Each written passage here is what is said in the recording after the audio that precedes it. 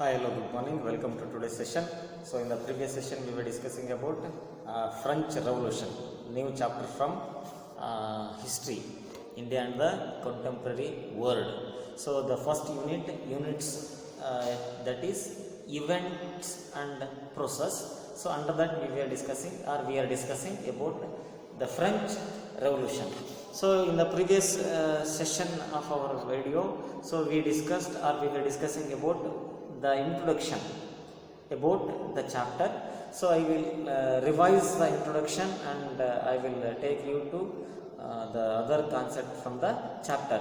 So French Revolution is one of the important event which was taken in the history of Europe, as well as it is one of the important event even in the history of world and history of Europe. So it broke out.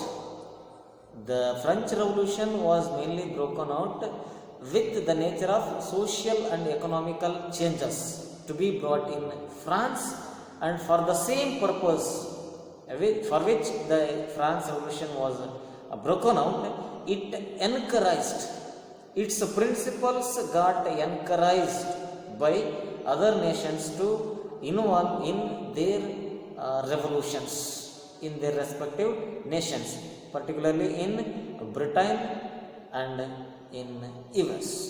So in the early stages of revolution, in the beginning of the revolution, so the France Revolution, it was mainly highlighted for shifting the political powers from aristocracy or aristocratic rule to newly emerged middle class. So first it came with the idea of political unity. Later it was followed by social and economical unity to be brought among all the different class of people or group of people from Europe. So now let us continue our today's session with discussing about French society during late 18th century. So why or what made people from France to witness a revolution? What was their condition? What was their problem which made them for the rise of a revolution in France? So first we will discuss about social cause. So most importantly, France society or French society, the different people living in France society, all the different group of people, they are subdivided into three different estates. Estates here, no need to get confusion. It's a class, community or group of people. So namely clergy, noble, these are first estate and second estate, and in third estate it consists businessmen, artisans, peasants, laborers, workers and others. So these group of people formed third estate. So clergy at first estate, noble or nobility in second estate, and businessmen, artisans, peasants, workers, laborers, these group of people under third estates. Then members of the first two estates, that is clergy and nobles, they enjoyed certain privileges, certain relaxations, certain due respects from their birth itself. So because of that reason, they are completely given exceptions or relaxation from payable taxes to the state. They are given exceptions for paying taxes to the state. Then along with that, nobles, that is second estates, they enjoyed feudal privileges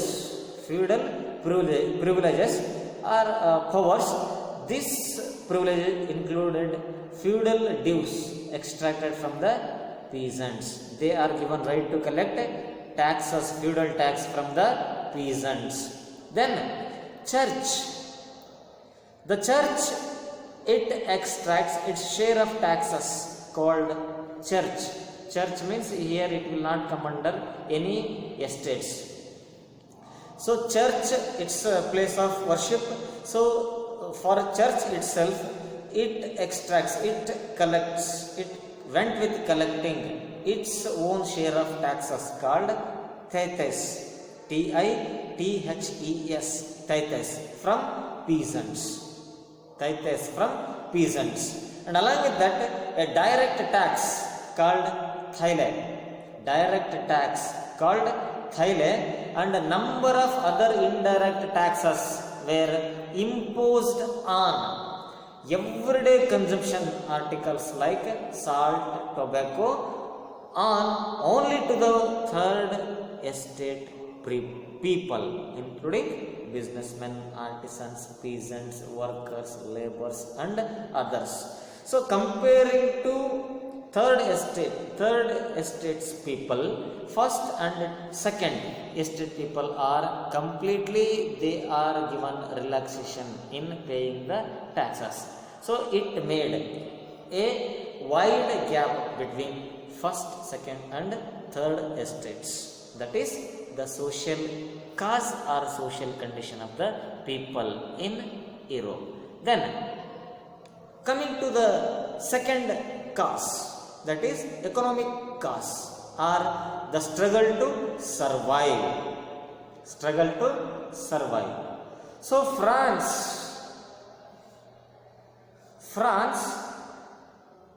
in the year 1789, by 1789, the total population of France, it got increased from 23 million to 28 millions. So this increased population in France demanded for the food grains which are required for the increased population. So the rapid increase in the population of France from 23 millions to 28 millions in 1789. At the same time, it increased the demands for food grains. Then most of the people in France, they were employed as workers in different workstations at the rate of fixed wages. Their wages are fixed. Their wages are fixed, and their work or working status is not fixed.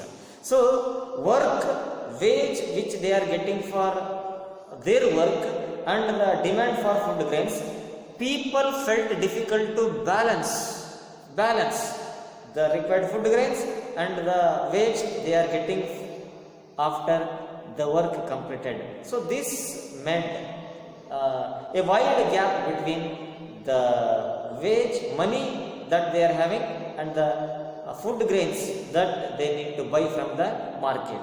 Then because of this condition, France witnessed extreme food shortage or extreme food problem in France in 1789. Then political cause. In 1789, France was ruled by then appointed king Louis XVI. He came to throne, he came to power in 1789, and during his rule or during his reign, reign, due to long years of war, state's treasury it completely drained. State's treasury, the amount reserved for providing various welfare programs and services to the people, they used for other purpose. The other purpose is fulfilling the warfare demands which took place for longer period. So there all the amount, all the treasury, all the money it was used. So because of that it led for social discontent among the people, a wide gap among the king and the people. So king, it is his primary duty to provide all kind of required services and facilities to the people. When he was completely neglecting, when he was not able to provide such kind of services and programs to the people, then automatically, definitely people will lose faith or trust on the king. Then second reason is Louis XVI, he helped 13 American colonies to gain their independence from the common enemy Britain. Common enemy Britain. So 13 different colonies which were American colonies which were under the control of Britain. So Louis XVI, he helped these 13 colonies to gain their independence. So for making these 13 colonies to get independence, he went with extra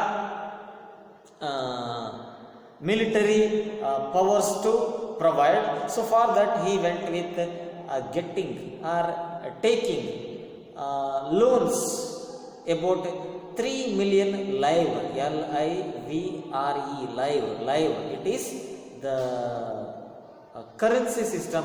It was mainly followed during the time of French Revolution or France Revolution in France. So he took extra 3 million lives from moneylenders, that too at the rate of 10% interest. 10% interest.